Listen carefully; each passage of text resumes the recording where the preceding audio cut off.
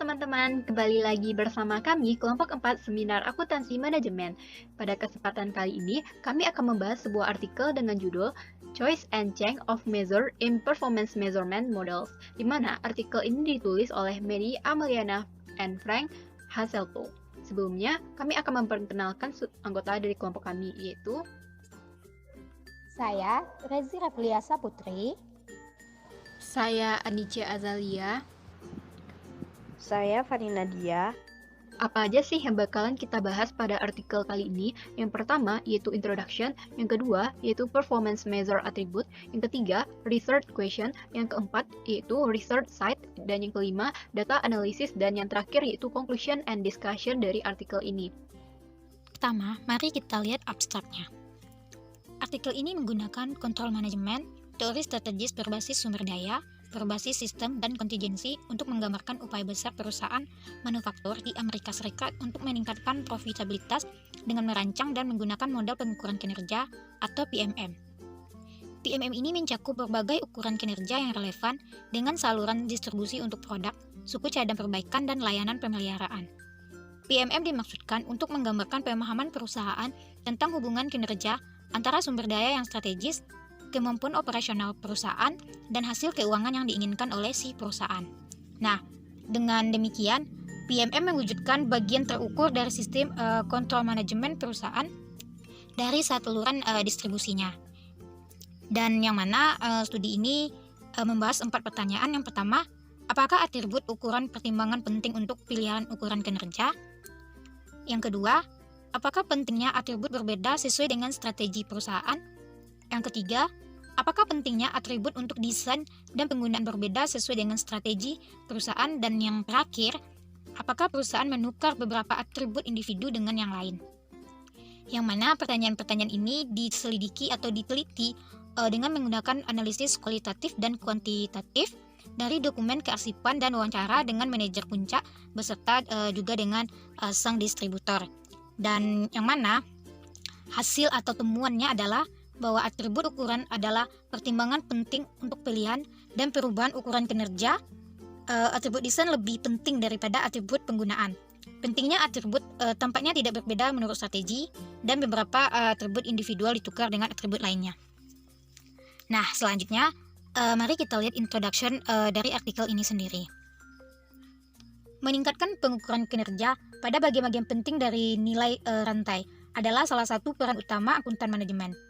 Pengukuran kinerja yang valid memungkinkan perusahaan untuk dapat melakukan secara efektif seperti describe and implement strategy, good employee behavior, assess managerial effectiveness, and provide the basis for reward. Nah, manajer dan peneliti dari berbagai disiplin ilmu telah berupaya meningkatkan manajemen rantai nilai dengan membangun dan menggunakan model pengukuran kinerja atau PMM. PMM model adalah model komprehensif perusahaan sebagai sistem yang mencerminkan pengetahuan organisasi tentang hubungan antara berbagai ukuran kinerja di dalam rantai nilai. Manajer sistematis membutuhkan sistem kontrol manajemen yang komprehensif atau MCS, tetapi tidak semua MCS perlu diukur.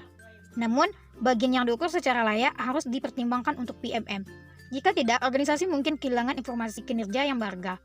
Pilihan ukur kinerja yang sangat penting dalam mencerminkan organisasi sebagai suatu sistem, karena organisasi selalu beradaptasi dengan lingkungannya, dan organisasi harus bisa mengubah langkah-langkah kinerjanya untuk mencerminkan keadaan yang terjadi saat ini.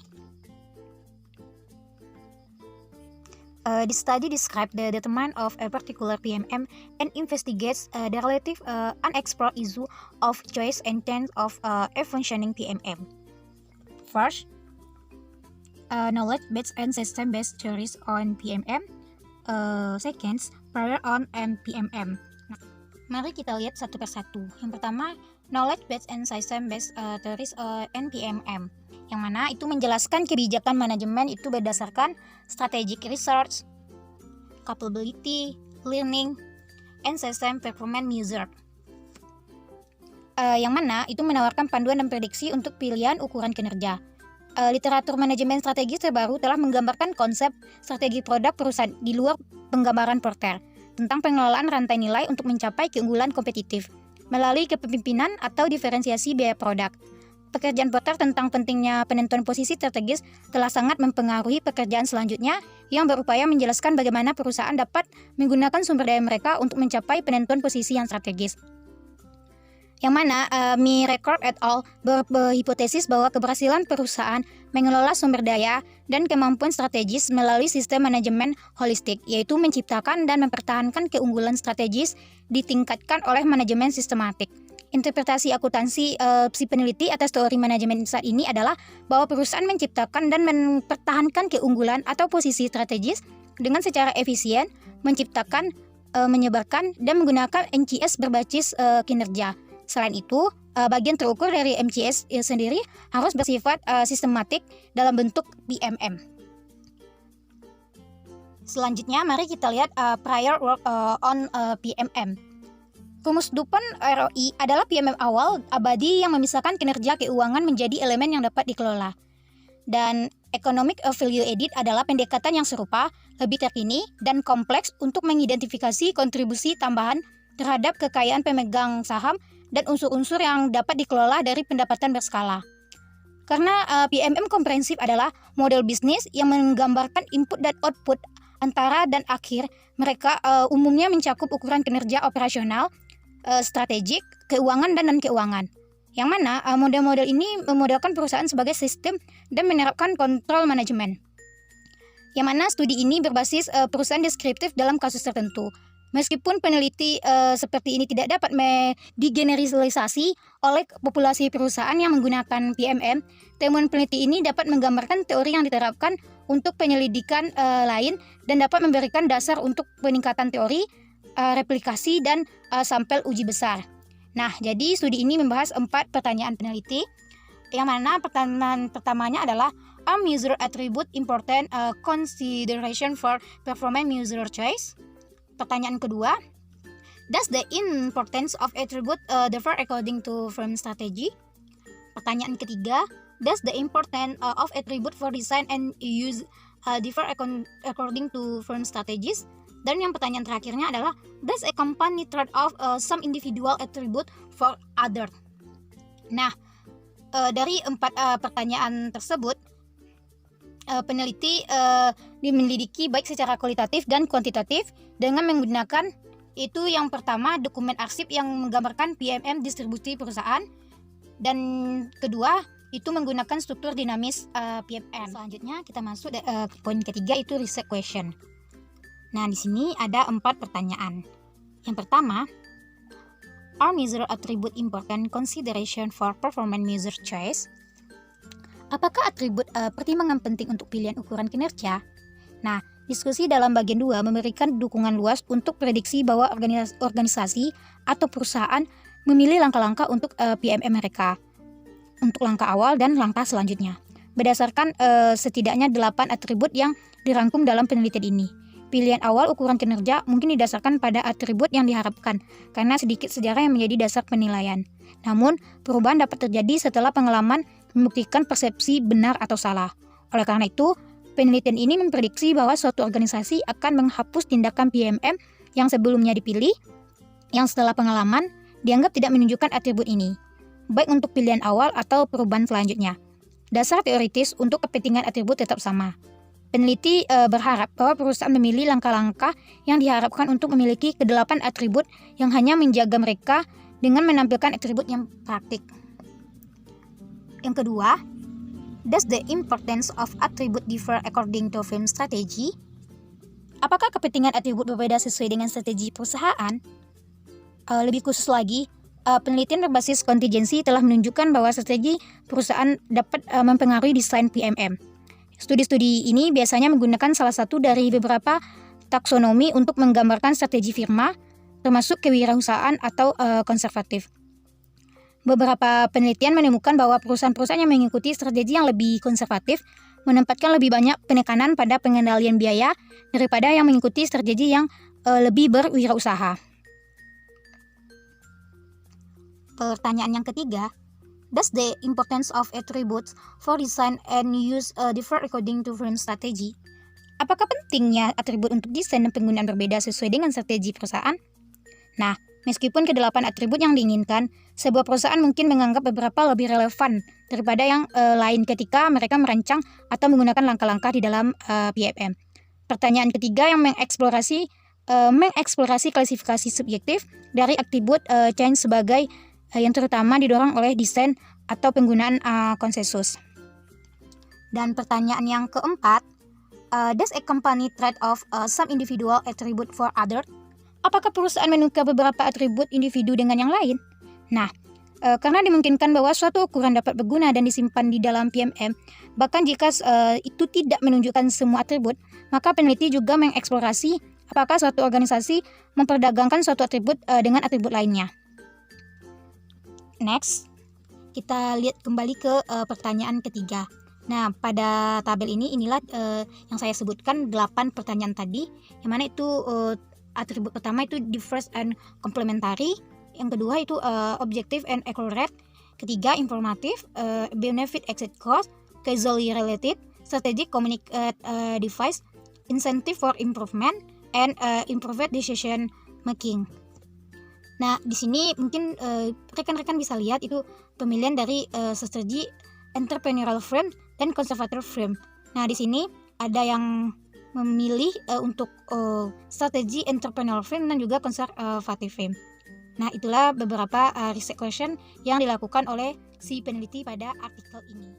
Saya akan melanjutkan presentasi mengenai research site.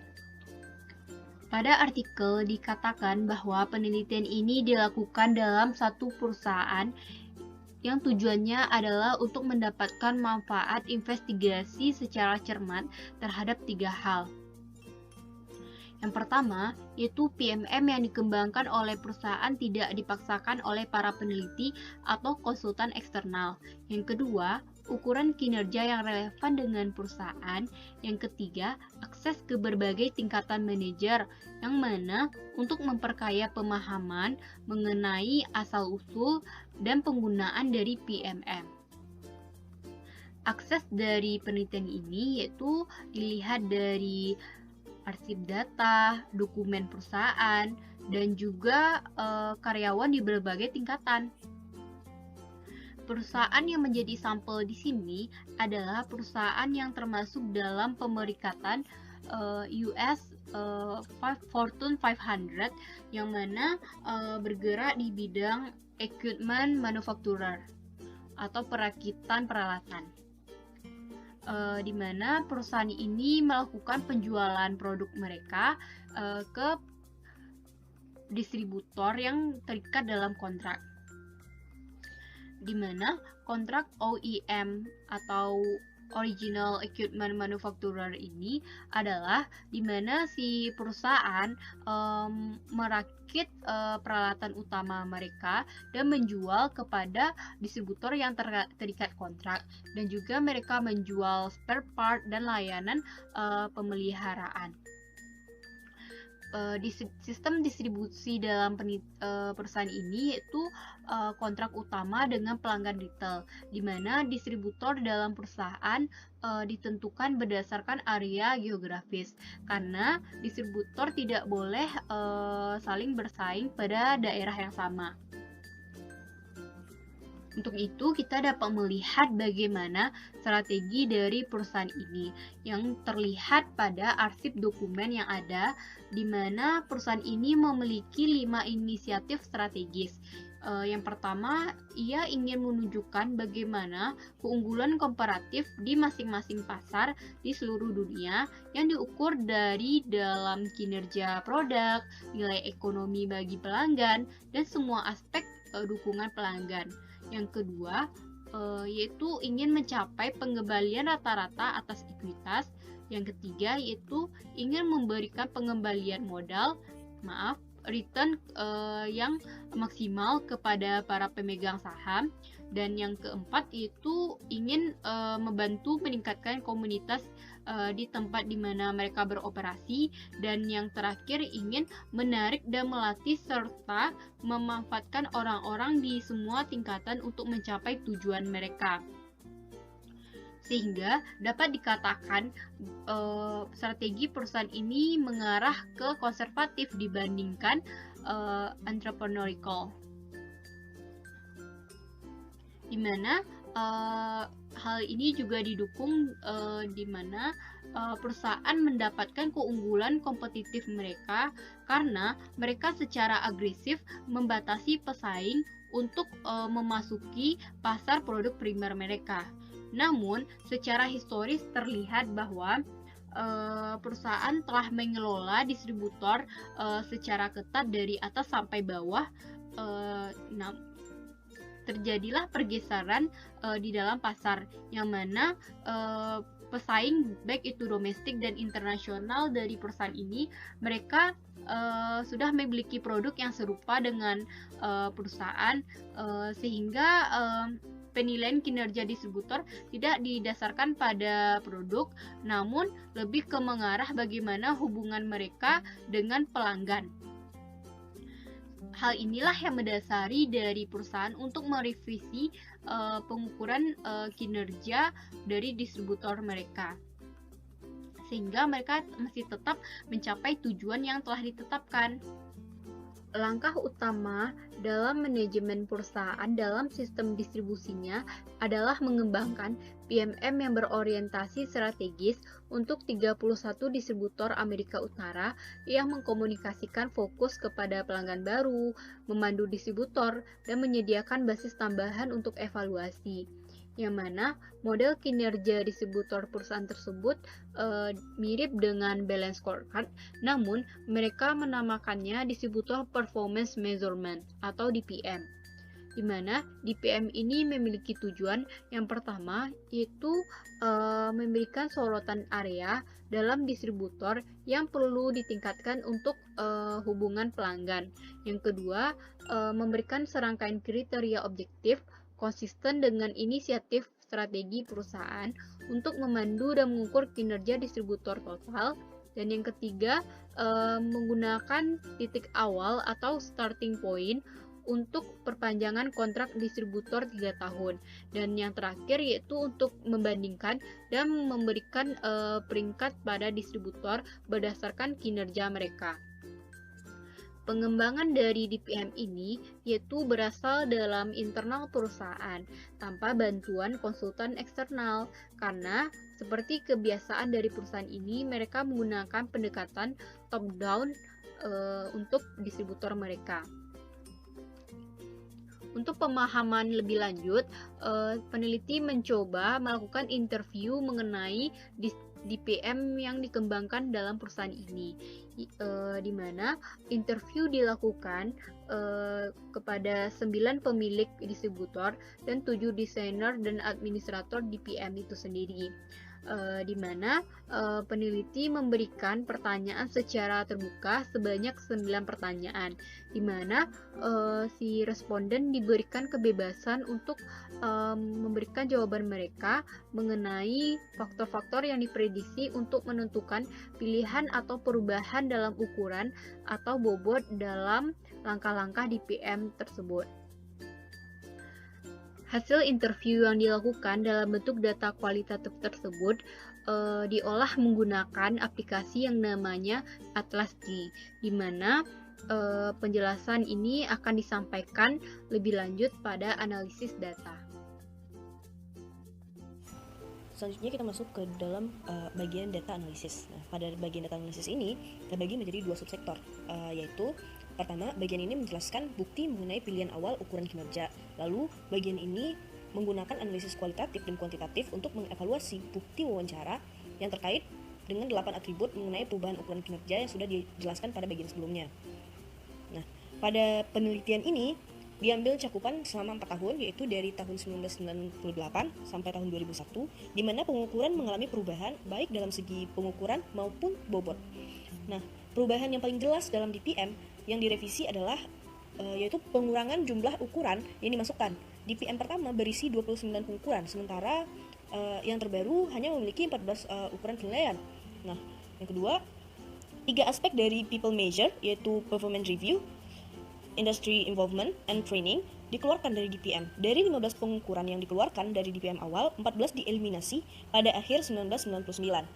Lalu, perubahan pada bobot pengukuran. Jika pada DPM awal, bobot pengukuran dapat diberi nilai 1-27 poin, tetapi pada DPM yang direvisi hanya terdapat 5 atau 10 poin pada masing-masing bobot penilaian.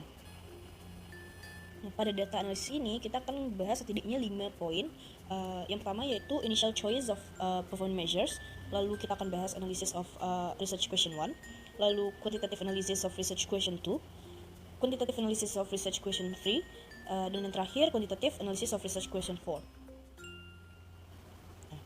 Sebenarnya itu kenapa sih, apa alasannya initial measure itu muncul di DPM? Nah, yang pertama yaitu 5 dari 11 komentar dari perancang dan manajer perusahaan menyebutkan alasan untuk memasukkan initial measures adalah bahwa they are objective and accurate. Yang kedua, initial measures dipilih untuk komunikasi strategis, di mana initial measures dirancang untuk mengkomunikasikan strategi perusahaan ke tingkat distributor. Lalu ukuran yang dipilih dengan hubungan sebab akibat atau causality.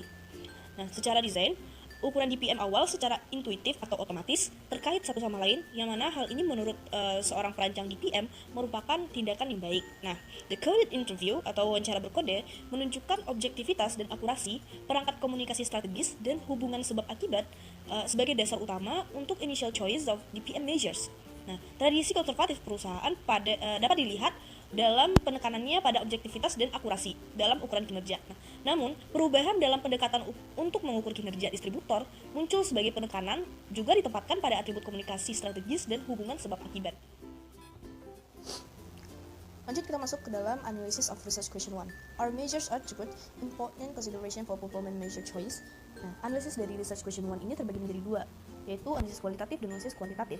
Hasil dari analisis kualitatif pada perubahan ukuran dirangkum pada tabel 6. By the way, kalau misalnya teman-teman belum memiliki artikelnya, kami menyediakan link untuk mendownload artikel ini di description box di bawah. Nah, lanjut pada tabel 6 menyajikan distribusi kode dengan bentuk atribut positif dan atau negatif untuk ukuran yang dikeluarkan dari DPM atau yang dipertahankan pada DPM. Nah, masuk kepada atribut 1 yaitu diverse and complementary. Nah, DPM dimaksudkan sebagai serangkaian pengukuran yang mencakup kegiatan yang harus dikelola distributor dengan baik untuk mencapai distribusi yang sukses. Nah, maksud awalnya adalah untuk memperkuat bahwa distributor perlu melihat semua aspek bisnis, dari mempekerjakan dan melatih karyawan hingga memenangkan pangsa pasar. Nah, di sini distributor mengakui saling melengkapi pengukuran DPM yang beragam. Nah, namun sebagian besar distributor mengeluhkan kurangnya keragaman dalam ukuran pangsa pasar original. Distributor merasa bahwa ukuran pangsa pasar tradisional terlalu banyak terwakili dan kelebihan bobot pada DPM. Distributor menghadapi beragam peluang, beberapa orang mendapat untung besar dari pasar tradisional yang sudah matang, tetapi banyak yang dapat memperoleh lebih banyak dari pangsa pasar yang baru. Nah, meskipun ukuran pangsa pasar yang beragam dimasukkan pada DPM awal, hanya ukuran tradisional yang memiliki bobot signifikan. Nah, dari 18 komentar yang dikodekan untuk atribut diverse and complementary, 15 mendukung bentuk negatif yang ukurannya tidak beragam dan saling melengkapi. Yang kedua, kita masuk kepada objective and accurate atau atribut 2. Nah, secara umum, distributor merasa bahwa tindakan orang tidak didefinisikan dengan baik. 6 dari 9 distributor menyebutkan bahwa langkah-langkah ini melibatkan beberapa dugaan dan bahwa tidak ada proses audit yang ketat untuk memverifikasi data yang dilaporkan. Di awal DPM, distributor mengumpulkan dan melaporkan waktu siklus layanan secara manual yang perusahaan keluarkan setelah beberapa tahun. 6 dari 9 distributor mengomentari kurangnya akurasi dalam melaporkan tindakan ini. Nah, hampir setiap ukuran yang dikeluarkan dari DPM tidak memiliki objektivitas dan akurasi yang dipersepsikan. Nah, pengecualiannya adalah ukuran pangsa pasar tradisional yang digantikan dengan ukuran pertumbuhan penjualan yang hampir sama objektifnya. Mayoritas komentar mendukung bentuk negatif dari atribut yang ukurannya tidak objektif dan akurat. Selanjutnya, atribut 3, informatif. Nah, relatif sedikit responden menunjukkan bahwa keinformatifan adalah kriteria desain yang penting.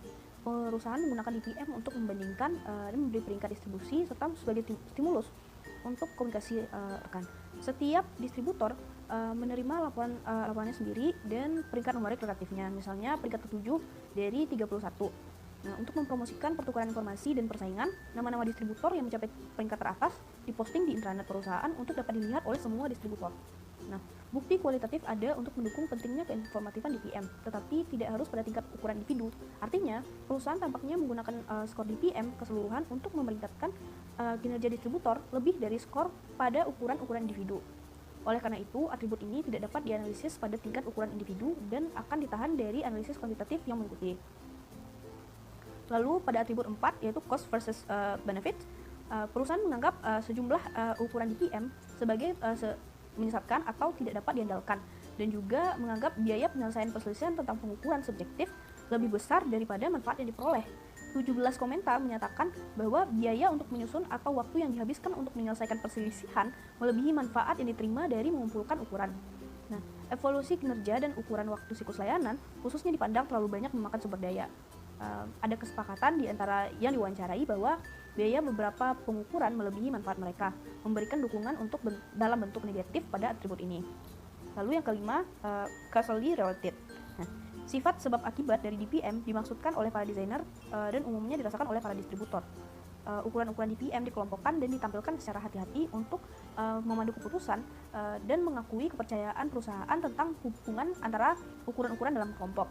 Komentar representatif dari distributor mencerminkan intuisi dan kepercayaan umum pada hubungan kasual DPM. 90% dari komentar yang dikodekan untuk atribut ini mendukung bentuk positif yang diukur oleh DPM mencerminkan hubungan sebab akibat. Lalu yang keenam, strategic communication device. Pada saat peluncuran DPM, perusahaan juga meluncurkan tujuan baru yang berorientasi pelanggan. Ukuran-ukuran DPM yang asli mencakup kegiatan rantai nilai yang dirasa penting oleh perusahaan untuk menciptakan distribusi yang bersaing dengan sukses dalam hal kepuasan pelanggan, yang menjadi kunci strategi perusahaan untuk mempertahankan pangsa pasar. Semua kecuali satu komentar mendukung bentuk positif A6 yang mengukur adalah perangkat komunikasi strategis, distributor, dan perancang semua sepakat bahwa tindakan DPM membantu mengkomunikasikan strategi perusahaan ke sistem distribusi. Selanjutnya A7, incentive for improvement. Komentar mengenai efek insentif dari ukuran DPM umumnya mendukung bentuk positif dari atribut ini, yang mana mengukur memberikan insentif untuk perbaikan. Waktu siklus layanan, praktik terbaik, dan ukuran orang semuanya dikutip sebagai menciptakan insentif bagi distributor untuk meningkatkan kinerja. Dari komentar yang diberikan, hampir setiap komentar mendukung bentuk positif A7 yang mengukur memberikan insentif untuk perbaikan. Lalu A8, supportive of improved decisions. Perusahaan memilih ukuran untuk DPM untuk mencerminkan kegiatan dan jenis kinerja keuangan dan keuangan yang diyakini efektif untuk mencapai peningkatan profitabilitas perusahaan. Beberapa ukuran pada DPM awal yang kemudian dihilangkan juga dianggap bermanfaat untuk mengambil keputusan berkenaan dengan pelatihan. Nah, semua kecuali 3 komentar mendukung ukuran DPM, membantu dalam pengelolaan sehari-hari dan pengambilan keputusan. Oleh karena itu, memberikan dukungan untuk dalam bentuk positif dari atribut ini. Selanjutnya yaitu quantitative analysis. Jika teori pilihan pengukuran kinerja adalah deskriptif, komentar dari yang diwawancari harus cenderung mencerminkan persepsi yang menguntungkan dari atribut ukuran yang dipertahankan, yaitu bentuk positif dari atribut. Sedangkan komentar harus mencerminkan persepsi yang tidak menguntungkan dari atribut ukuran yang dikeluarkan, yaitu bentuk negatif dari atribut. Nah, uji chi-square membandingkan distribusi komentar yang diamati dengan distribusi yang diharapkan, yang mengasumsikan bahwa mengeluarkan atau menjaga ukuran tidak terkait dengan bentuk atribut yang positif atau negatif. Uji chi-square untuk research question 1 menunjukkan bahwa pola komentar tidak acak tetapi berbeda secara signifikan dari distribusi yang diharapkan. Nah, hasil ini memperkuat hasil kualitatif yang mengukur atribut adalah pertimbangan penting untuk mengeluarkan atau menjaga ukuran DPM. Ukuran yang dipertahankan lebih cenderung memiliki bentuk atribut yang positif daripada ukuran yang dikeluarkan, di mana ukuran yang dikeluarkan lebih cenderung memiliki bentuk atribut yang negatif. Nah, hasil ini konsisten dengan teori yang disajikan dalam bagian 2. Nah, menunjukkan bahwa atribut ukuran merupakan pertimbangan penting untuk pilihan ukuran kinerja. Nah, selanjutnya, quantitative analysis of research question 2. Thus the importance of attribute differ according to one strategy. Nah, seperti yang dijelaskan pada bagian sebelumnya, perusahaan itu sendiri mengikuti strategi yang agak konservatif dan diharapkan lebih memilih ukuran kinerja konservatif. Tabel 8 menyajikan distribusi kode dengan bentuk positif atau negatif dari atribut yang diharapkan konsisten dengan strategi konservatif dan untuk yang diharapkan konsisten dengan strategi kewirausahaan.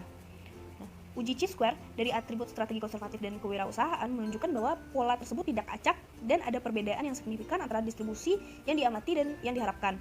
Nah, untuk uji atribut konservatif, dampak terbesar pada statistik chi-square dihasilkan dari jumlah komentar positif yang lebih besar dari yang diharapkan tentang ukuran yang dipertahankan. Sebaliknya, untuk uji atribut wirausaha, dampak terbesar pada statistik chi-square berasal dari jumlah komentar negatif yang lebih kecil dari yang diharapkan yang terkait dengan ukuran yang dipertahankan. Hasil ini menunjukkan bahwa atribut konservatif dan kewirausahaan telah menjadi penting bagi pilihan perusahaan. Dengan cara yang sedikit berbeda, ukuran-ukuran yang konsisten dengan strategi konservatif dipertahankan jika mereka dirasakan secara positif, sementara ukuran-ukuran yang konsisten dengan strategi kewirausahaan nampaknya dipertahankan jika komentar tidak terlalu negatif. Nah, selanjutnya, quantitative analysis of ARKit tree. Thus, the importance of attribute for designs and use differ according to firm strategy. Nah, tabel 9 menyajikan distribusi kode komentar dengan bentuk positif atau negatif dari atribut yang dibagi menjadi desain dan penggunaan. Nah, uji chi-square menunjukkan bahwa pola keseluruhan tidak acak tetapi berbeda secara signifikan dari distribusi yang diharapkan. Dampak terbesar pada statistik chi-square ini berasal dari komentar positif tentang atribut desain. Selanjutnya, strategi diperkenalkan untuk menyelidiki apakah strategi perusahaan memengaruhi pentingnya desain dan penggunaan atribut.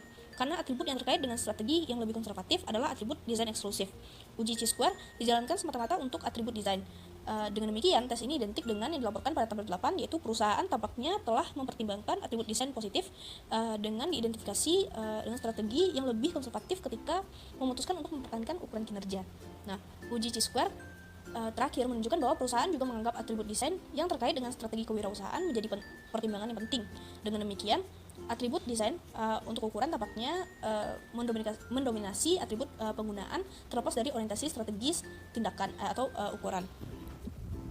Quantitative analysis of research question 4. There's a company trade-off some attribute for others. Nah, untuk mengeksplorasi apakah perusahaan nge-trade-off beberapa atribut untuk yang lain, komentar yang bertentangan dengan ekspektasi untuk ukuran yang dikeluarkan diselidiki lebih lanjut.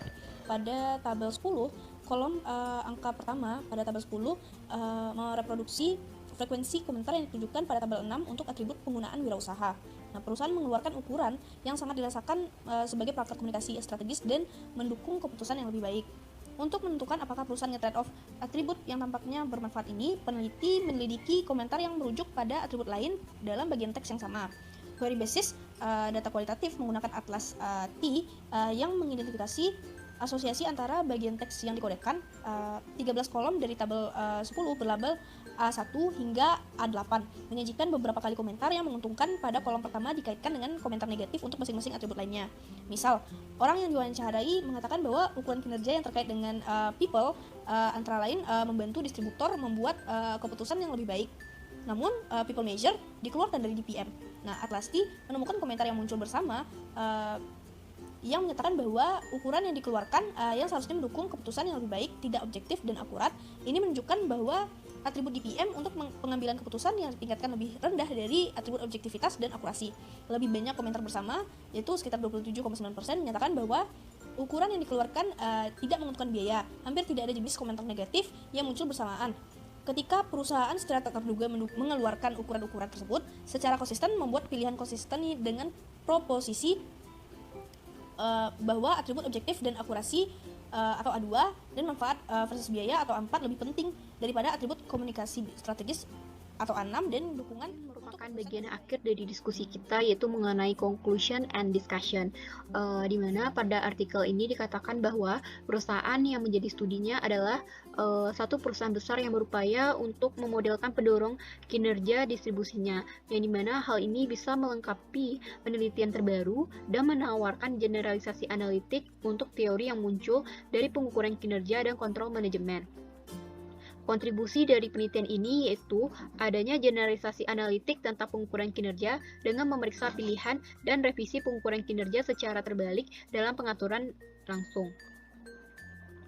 Pertama itu kita lihat dari teori based analysis yang dikatakan di sini bahwa kontrol manajemen dan teori strategi mengidentifikasi setidaknya 8 atribut yang diinginkan dari ukuran kinerja, seperti yang telah dijelaskan sebelumnya, di mana berdasarkan analisis wawancara, hasil mengatakan bahwa kedelapan atribut ini relevan dengan keputusan untuk menghapus atau mempertahankan ukuran kinerja, yang mana pilihan langkah-langkah pengukuran kinerja organisasi yang tampaknya sangat dipengaruhi oleh atribut tindakan.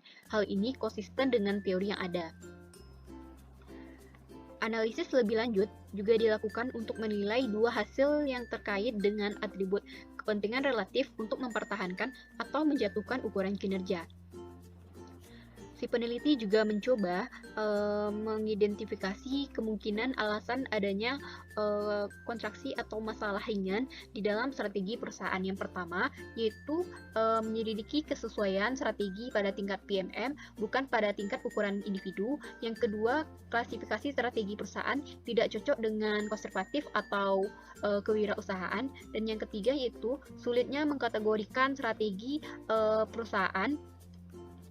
Yang selanjutnya itu kita membahas bagaimana exploratory analysis, yang dimana dikatakan di sini bahwa atribut yang diasosiasikan dengan desain tampaknya berpengaruh daripada yang terkait dengan penggunaannya, dimana temuan ini mengarah pada investigasi trade-off antar atribut, yang dimana atribut yang sering muncul dalam upaya menjaga atau menjatuhkan ukuran DPM individu sendiri ada dua, yaitu objektif dan akurasi pengukuran, dan juga keseimbangan biaya dan manfaat dari pengukuran. Trade-off yang dilakukan terjadi karena terjadinya perubahan kondisi pasar dari perusahaan yang diteliti, yang awalnya terjadinya persaingan pangsa pasar primer, namun sekarang mengarah pada persaingan untuk mempertahankan hubungan dengan pelanggan, sehingga pentingnya dilakukan revisi terhadap DPM tersebut. Selanjutnya itu bagaimana harapan dari peneliti untuk studi kedepannya, yaitu diharapkan mungkin peneliti selanjutnya akan melakukan replikasi terhadap penelitian ini, baik itu pada perusahaan yang sama atau berbeda, untuk sampel yang besar atau berbagai perusahaan untuk mendapatkan kontras yang berguna atau dukungan yang lebih lanjut untuk teori model pengukuran kinerja. Sekian hasil diskusi dari kelompok 4. Jika ada kata-kata yang salah, mohon dimaafkan. Atas perhatian teman-teman, kami mengucapkan terima kasih. Kami akhiri dengan Assalamualaikum warahmatullahi wabarakatuh. Bye!